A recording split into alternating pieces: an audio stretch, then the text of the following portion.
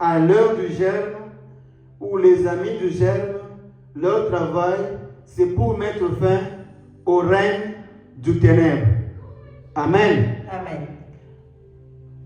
Notre mission, c'est de mettre fin au règne du ténèbre dans ton cœur, dans ta maison, dans ta famille. Amen. Et maintenant, toi, tu seras maintenant soldat. Si tu es soldat du Christ, ça veut dire tu dois combattre ensemble avec nous pour mettre fin à ces ténèbres. Néanmoins, dans ma maison, les ténèbres ne vont plus régner. Amen. Néanmoins, dans mon assemblée ici, les ténèbres ne vont plus régner. Nous sommes enfants des lumières. Alléluia. Amen. Et ceci n'a plus rien à voir avec, non, on ne sait pas, on sait, c'est une détermination de tout un chacun de nous ici. Donc moi, je décide avec la grâce du Seigneur, là où je pose mes deux pieds, le ténèbre ne régnera pas toujours. Continuez ce passage-là. Mais le ténèbre ne régnera pas toujours sur la terre où il y a maintenant des angoisses. Si le temps passé ont couvert le pauvre, le pays des Zabulons et le pays des Nephtali, le temps à venir couvriront de gloire la contrée voisine de la mer, au-delà du Jourdain, le territoire des gentils. Amen. Amen. Alléluia. Amen. Donc, l'Église ou la parole de Dieu, on l'a toujours envoyé dans le ténèbre. Amen. Si c'est Jésus qu'on envoie, Jésus doit naître dans la nuit. Ça veut dire, le monde est dans la nuit. Ça veut dire, dans l'ignorance. Alors ta présence là-bas, ce n'est pas pour que tu ailles dormir. Ta présence là-bas, c'est pour que tu ailles chasser cette nuit-là. C'est pour que tu ailles chasser le ténèbre. Amen. Afin de dire au ténèbre, le ténèbre ne régnera pas à toujours. C'est l'heure de la vérité. C'est l'heure de la lumière. C'est l'heure de la délivrance. Amen. Amen. Néanmoins, pour ma vie, les ténèbres, tu as longtemps régné. Maintenant, tu dois cesser. C'est l'heure de la lumière. Ma maison doit demeurer dans la lumière. Amen. Amen. Maman, combien un peu Ésaïe chapitre 4, le verset 2.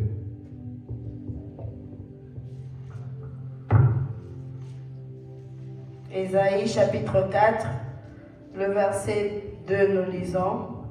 En ces temps-là, le germe de l'Éternel aura de la magnificence. Amen. Amen. Pendant ces temps-là, le temps où nous décidons tous ensemble de mettre fin au règne du ténèbre, on dit en ces temps-là, le germe de l'Éternel. Alléluia. Amen. Quand on s'appelle les amis du germe, c'est par connaissance des causes. Amen. Ce n'est pas un nom qui nous a plu. Le germe, c'est quoi? C'est une mission. Le germe, c'est quoi? C'est une vision de l'Éternel qui envoie son Fils pour aller mettre fin aux ténèbres. Le ténèbre, c'est quoi? Nous avons appelé le ténèbre comme étant l'Égypte. L'Égypte, c'est quoi? C'est là où les enfants de Dieu sont captifs.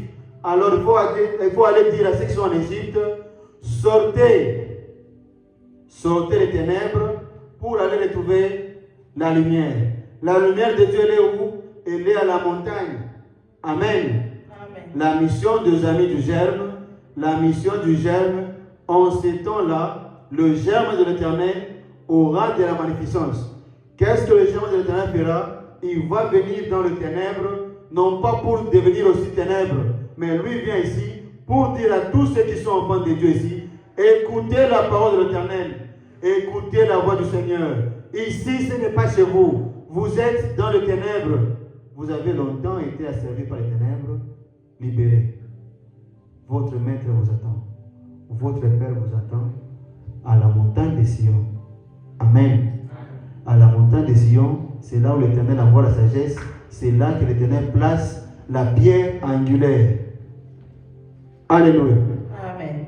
En ces temps-là, les germes de l'Éternel, En ces temps-là, Le germe de l'Éternel aura de la magnificence et de la gloire, et le fruit du pays aura de l'éclat et de la beauté pour les réchappés d'Israël. Amen. Amen. On dit le germe aura de l'éclat. Quand on parle de l'éclat, il s'agit de la lumière. Donc c'est le germe qui vient apporter la lumière dans les ténèbres. Amen. Ce n'est pas pour que la lumière se change en ténèbres, mais que la lumière doit chasser le ténèbre. Deviens maintenant, puisque tu es ami du germe, ça veut dire, sois la lumière qui chasse le ténèbre. Amen. Sois la lumière qui chasse le ténèbre dans ta famille. Amen. Sois la lumière qui chasse le ténèbre dans ton quartier. Amen. Sois la lumière qui chasse le ténèbre dans ta ville. Parce qu'on a toujours dit, là où la plante de tes pieds pose, tu prends en possession ces lieux. Amen. Amen. Si mes pieds posent à Lexington, le ténèbre doit fuir. Parce que je suis lumière. Je suis le germe de l'Éternel. Le germe a de la magnificence. Le germe a l'éclat. Qu'on voit cet éclat dans vos vies, mes frères. Amen. Qu'on ne vous appelle pas ami du germe juste abusivement. Qu'on voit le frère fin, lorsqu'il entre dans sa famille avec les troubles, tout le monde est apaisé. Parce que lorsqu'il va parler, tout le monde sent vraiment, c'est toi qu'on cherchait. Merci pour ton conseil. Tu as de l'éclat, tu as de la magnificence. Alléluia, mes frères. Amen. Quand tu entres au travail, pendant que les gens font ce qu'ils ont toujours fait chaque fois, quand ils te voient, ah, regardez d'abord, elle est là. C'est là que vient le respect. Pourquoi? Je suis le germe de l'Éternel. C'est quoi le germe de l'Éternel? C'est la personne qui a de la magnificence. C'est la personne qui a de l'éclat. Amen. Dans mon couple, que je sois la lumière. Et non pas, c'est moi le troublemaker. Troublemaker. Donc quand toi tu arrives, tu abîmes les tours. Alléluia. Amen. Les amis du germe n'est plus un slogan, mais c'est une mission. C'est quoi la mission? Apporter la lumière là où ça manquait. Vous voyez quand il y a des stages et que le courant vient, comment est-ce que les gens ressentent? Donc quand on te voit toi, que les gens ressentent cette joie-là. Amen. Quand on voit le frère Jacques entrer dans la salle, les gens sont contents. Comme lorsqu'il y a coupure d'électricité chez nous là-bas à ma tête et que le soir on remet le courant. Comment est-ce qu'on fait? Wow. C'est de tous les quartiers, on sent comment, wow, comme s'il y avait un but qui est entré, il y avait un match. Amen. Est-ce qu'on peut devenir cette lumière-là, mes frères? Amen. Ça veut dire qu'on ne vient pas ici pour perdre du temps, pour écouter les passages. Non, Jésus avait marché sur les eaux. C'est quel Jésus là-bas? Est-ce que tu peux les vivre? Alléluia. Tu as une mission d'apporter la lumière dans ta maison, d'apporter la lumière dans ta famille. Amen. Amen. Quand on va commencer à parler de toi, maintenant on va dire, c'est là qu'on savait chaque fois ou bien c'est l'autre? Maintenant, Kanganga photo. C'est comme ça, n'est-ce pas? Kanganga photo, ça veut dire, gardez la photo. C'est seulement moi, je n'ai pas changé. J'ai juste été revêtu de l'éclat. Amen. Alors, c'est cet éclat là-bas que les enfants d'Israël ne supportaient pas. Ils ont demandé à Moïse, tu as trop d'éclat. Mets un peu un voile sur ton visage pour cacher l'éclat. Non, si vous ne voulez pas comprendre, je laisse d'abord. Jérémie d'abord, Jérémie. C'est juste une parenthèse. Amen. Est-ce qu'on comprend? Ta place ici, mon frère, c'est pour que tu sois aussi quelqu'un qui apporte une paix, une joie dans la vie des autres. C'est ça l'ami du germe. En ces temps-là, le germe de l'Éternel aura de la magnificence. On l'envoie dans les ténèbres, non pas pour aller devenir ténèbres, mais pour aller dire à quelqu'un, les ténèbres ne vont plus régner. c'est l'heure de la lumière. C'est l'heure de la vérité. Amen, mes frères. Amen. Aujourd'hui, j'aime tellement le germe. Jérémie chapitre 23, le verset 5. Donc, on ne parle pas de l'Égypte encore comme étant, je ne sais pas si c'est là-bas en Afrique du Nord, mais c'est une réalité qui garde le peuple dans l'esclavagisme. Amen. Dans lequel nous devons quitter pour aller servir notre Dieu en dehors. Jérémie 23, le verset 5. Jérémie chapitre 23, le verset 5, nous lisons. Voici, le jour vient, dit l'Éternel, où je susciterai à David un germe juste. Amen. Amen. Ce n'est pas seulement je serai la lumière dans ma famille. Ce n'est pas seulement je vais chasser les ténèbres. Tuer le germe, c'est une bonne chose. Mais le germe là doit être un germe juste. Amen. Amen. Amen. En ces temps-là, le temps où le monde est dans les ténèbres, on va susciter un germe juste. Amen. Si tu te dis que tu es germe, si tu te dis que tu es ami du germe, ça signifie quoi? Les caractéristiques d'un germe, il doit être juste. Et puis, il régnera en roi et prospérera. Il pratiquera la justice et l'équité dans le pays. Ce n'est pas seulement tu dois être juste, tu dois aussi pratiquer la justice. Amen. Amen. Il n'y a pas seulement la justice, il y a aussi l'équité. C'est quoi l'équité? C'est quoi l'équité? Être équitable, égal. Ok? Il n'y a pas de parti pris. Au moins j'aime celui-ci plus que l'autre. Au moins, non. Quand tu es là, lorsqu'il s'agit de juger les gens, tu ne vas pas juger les gens en fonction de leurs avoirs. Comme ici, on juge bien les riches, les pauvres, directement on les jette en prison. Un ami du germe est juste et pratique l'équité. Amen. Un ami du germe. Donc l'exercice que nous allons commencer à faire ici, ce n'est pas non, nous parlons de l'Égypte, non, on commence à se représenter. Quand on parle de l'Égypte, il s'agit des esclaves, on pense que c'est, je ne sais pas, un peuple là-bas en train de taper les fouets. Quand tu regardes toi, personne ne t'a tapé les fouets. De quoi est-ce qu'on m'enseigne ici? Amen. Le fouet là n'a rien à voir avec quelqu'un pas un fouet de taper ici, mais c'est une réalité spirituelle. Amen. Ceux qui sont en Égypte, la Bible nous a dit, ils sont dans la joie. Qu'est-ce qui nous fait dire ça? Lorsque Moïse les a sortis de l'Égypte, vous savez ce qu'ils ont dit à Moïse? Moïse, pourquoi tu nous as enlevés en Égypte, là où on mangeait la viande et on buvait du lait? Retournons un peu chez nous. Quand chez nous on mange la viande, comment est-ce qu'on se considérait? Quand chez nous on mange la viande là-bas, chez nous en Afrique, prenons là-bas la réalité de l'Afrique, n'est-ce pas? Quand chez nous on mange la viande, ça veut dire, moi je me rappelle, chez nous si on prépare la viande, je vais prendre seulement un morceau, je vais aller jouer au foot avec.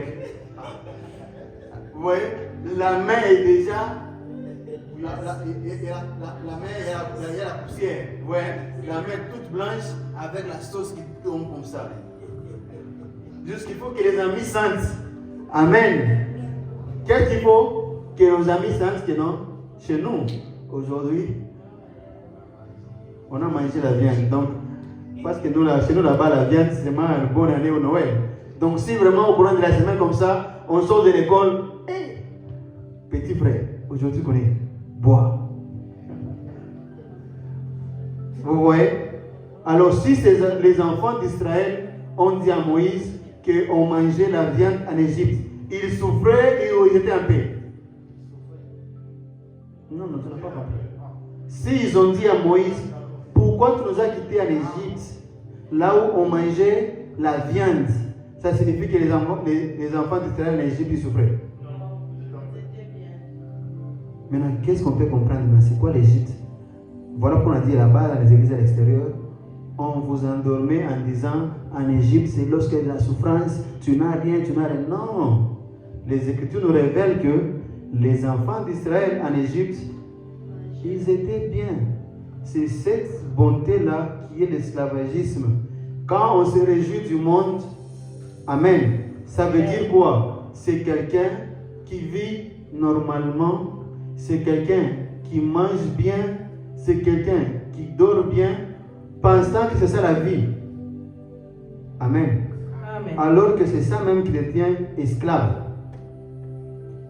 Quand tu manges bien, quand tu dors bien, tu auras le temps de prier. Tu auras le temps de prier. Non, rentrons dans la réalité. Rentrons dans la réalité. Non, là, parce que toi tu veux dire, non, moi j'aime tellement trop Dieu. Amen. Mais en réalité, qu'est-ce qui nous pousse à prier? Quand tu as quelque chose qui manque, ah,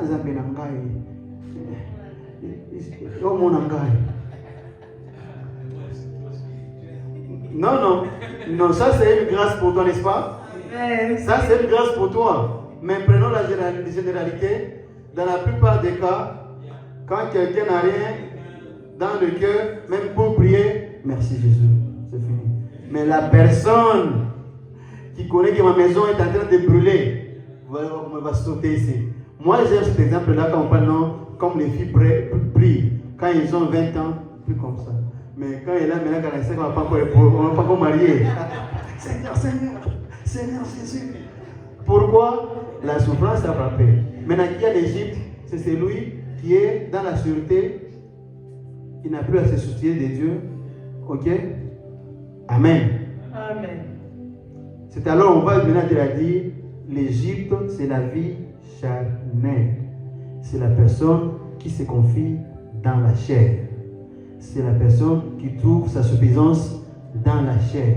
Maintenant, on va te dire, la chair ne sert à rien, c'est l'esprit qui vivifie. Quand on te dit quitte l'Égypte, ça veut dire quitte la vie charnelle. Arrête de te confier dans ta chair. Lève les yeux vers le ciel. Amen. Ah, je commence à ouvrir les mystères, moi aussi. Ah, il faudrait que je m'aille l'Égypte, quittons l'Égypte, ouais. Maintenant, je commence à la n'est-ce pas? Quand on te dit ça, l'Égypte que tu vas sortir, c'est cette vie charnelle. Arrête de te confier dans ta chair en pensant, je suis encore jeune, j'ai encore du temps.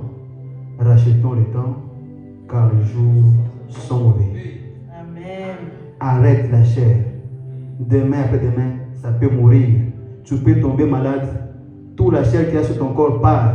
Tu vas encore te confier en quoi? Quand on voit les jours ici, c'est parce qu'on pense, n'est-ce pas? Ah non, moi je suis beau père, tout le monde. Après un moment comme ça, la maladie te frappe. Et puis tu vas faire encore. Tu deviens comme un squelette. Voilà pourquoi arrêtons de nous confier dans la chair. Levons nos yeux vers la montagne de Sion, là qui vient notre secours. Amen. J'ai envie de continuer, mais le temps. Amen. On continue prochainement avec l'espoir qu'on va encore se revoir. Amen. Amen. Ça, j'ai directement mon frère. J'ai besoin de toi. C'est lui-même la chorale. C'est toi qu'on a besoin. Est-ce que c'est pas moi qui ai besoin de lui? Frère, toi, tu n'as pas besoin de lui. J'ai besoin de toi. Parfois, dimanche, je vais modérer. Dimanche, tu vas modérer? Yes, Amen. Amen. Acclamons l'Éternel. Dieu est grand. Amen. Amen. Nous allons encore glorifier l'Éternel parce qu'il a beaucoup de choses pour nous. Il nous aime. Voilà pourquoi notre présence ici. Alors, on va se tenir debout. Nous avons béni l'Éternel. Si on a compris notre mission ici, nous allons dire l'Éternel, c'est toi ma force. Si c'est toi l'énergie qui m'alimente. Amen. C'est toi la grande lumière qui fait de moi cette lumière. Je veux maintenant éclairer le monde. Quand il a dit, vous êtes la lumière du monde. On ne peut pas prendre la lumière et le cacher en dessous du lit. Place-toi, éclaire le monde, éclaire ta famille, éclaire ta maison, éclaire la ville, éclaire le pays.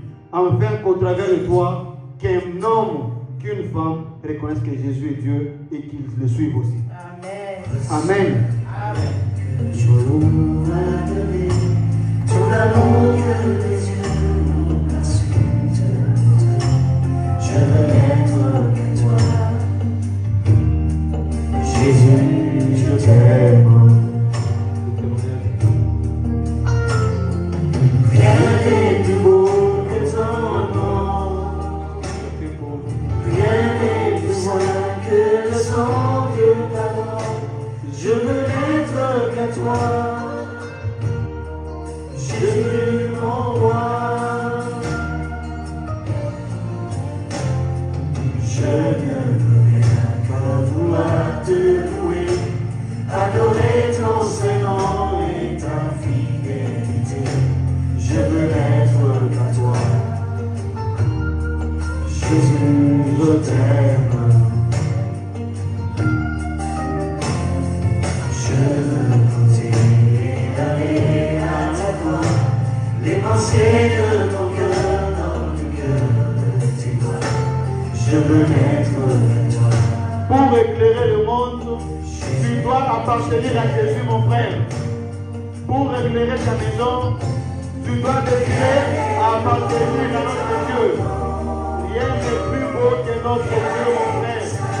Rien n'est plus vrai que le son du pardon.